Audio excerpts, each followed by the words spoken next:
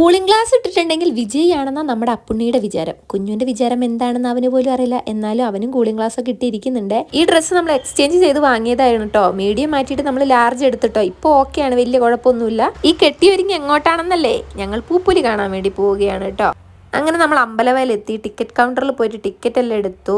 അതിനുശേഷം ഉള്ളിലോട്ട് കയറാൻ വേണ്ടി പോവുകയാണ്. പുറത്തത്തെ തിരക്ക് കണ്ടാൽ തന്നെ അറിയാം, അകത്തത്തെ കാര്യം പിന്നെ പറയേ വേണ്ടാന്ന്. അങ്ങനെ ഉള്ളിലോട്ട് കടന്നിട്ടുണ്ട്. ഇനി അങ്ങോട്ട് അതിമനോഹരമായ കാഴ്ചകളാണ് കേട്ടോ. പൂക്കളെ കൊണ്ടൊരു കളിയാണ് ഗൈസ്. പലതരം പൂക്കൾ കണ്ടിട്ട് നമ്മുടെ കണ്ണിലാകെ മഴവില്ല് കയറിയൊരു അവസ്ഥയായിരിക്കും കേട്ടോ. കാണാൻ അതിമനോഹരമാണ്. ശരിക്കും പറഞ്ഞാൽ രാവിലെ വന്നാലേ പൂക്കളുടെ ഭംഗിയൊക്കെ നമുക്ക് ആസ്വദിക്കാൻ പറ്റുള്ളൂ. നല്ല നല്ല ചെണ്ടുമല്ലി ഗുണ്ടുമല്ലി ഒക്കെ ഉണ്ടായിരുന്നു കേട്ടോ. മഞ്ഞ കളറിലും ഓറഞ്ച് കളറിലും ഒക്കെ. പിന്നെ കുറെ എനിക്ക് പേരറിയാത്ത പൂക്കളുണ്ട് കേട്ടോ. എല്ലാം ഒന്നും നമുക്ക് വീഡിയോ എടുക്കാൻ പറ്റിയില്ല.